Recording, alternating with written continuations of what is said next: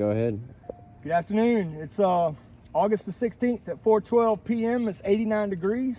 Regal Roofing is out here on claim number 33-49, F as in Frank, 728Q as in Queen.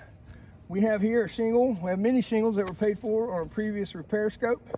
We're going to be attempting to repair this one today, partly because it's in the sun, in the shade.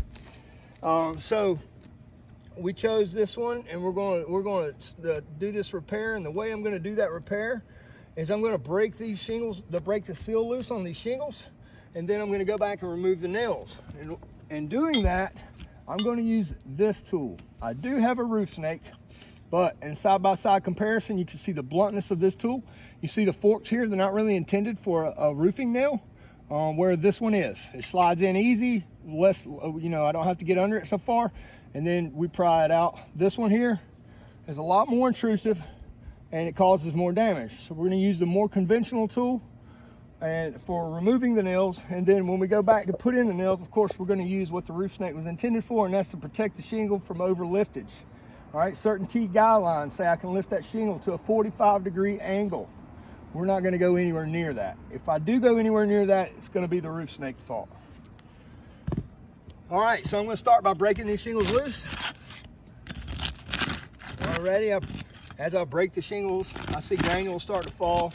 This roof is, how old was this roof, Dylan? 14. 14 years. I'm sorry, I misspoke. 14 years.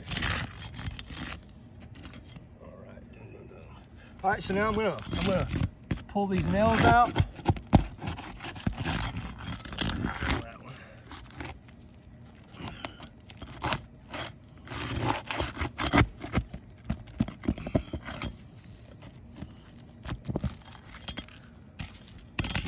Missed that one.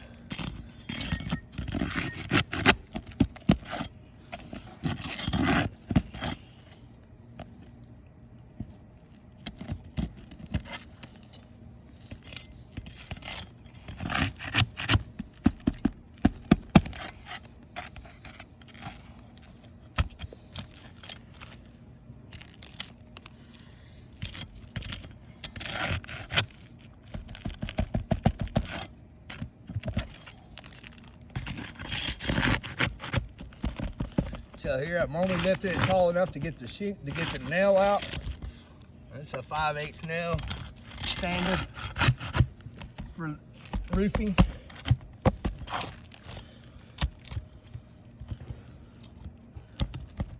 can feel it, but I can't see it. And the reason I can't see it is because I don't want to lift this too much. I don't want anybody saying I lifted the shingle up too high. There's no reason to lift the shingle high. Already I'm seeing granular loss here. Okay, so you might have noticed that I took the nails from both runs of shingles, and that's because the lower nails, these are what install the nails in, and then the row above, you'll notice the nails from that shingle and penetrate this shingle about 1 inch from the top. Everything's where it needs to be. The nails are in the nail line, and these here are uniform across the top, about 3/4 to 1 inch across the top, and that's where it'll fall. Side-by-side comparison tells me the shingle is compatible in size. All right, so right here already I'm starting to see some damage due to the thing. I'm going to go ahead and document this with photographs.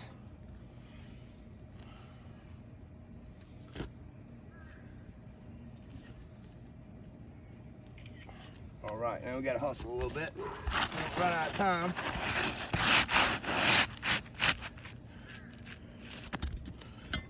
All right, get that big guy out of the way. And we'll start nailing this thing back down. Now, when I'm putting the nail back in, I'm going to drive it in with this thing. I'm going to slide this part under the shingle. I'm going to hit it here, drive that nail in as far as I can, and then you see it leaves about 1/4 inch sticking out. I'll have to pull the roof snake out and put the roof snake on top and drive it back in flush. If I don't drive it in flush, if I get it sideways one way or the other, it'll cut the shingle above and the shingle below, because that's a sharp edge. So we want to make sure we get it flush. If I were using a nail gun, I'm on the wrong one.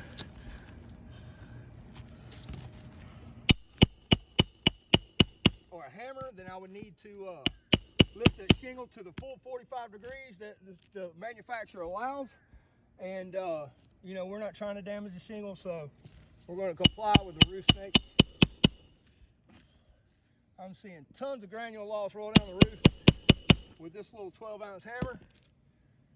If I had a bigger hammer, it might be worse.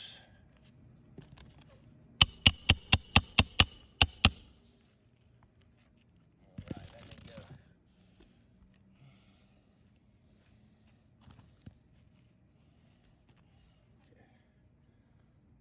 So that nail cocked sideways, we can't install that because it'll cut through the shingle above and below it. So I had to pull that back out.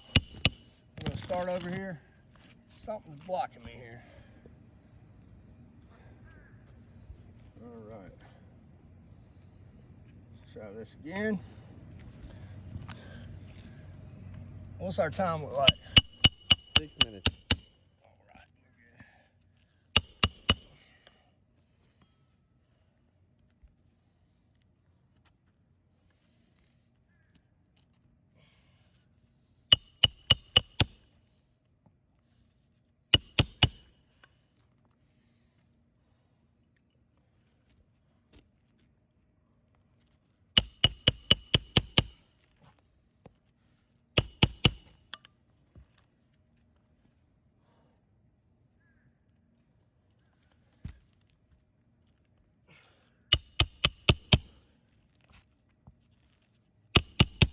All right, we're So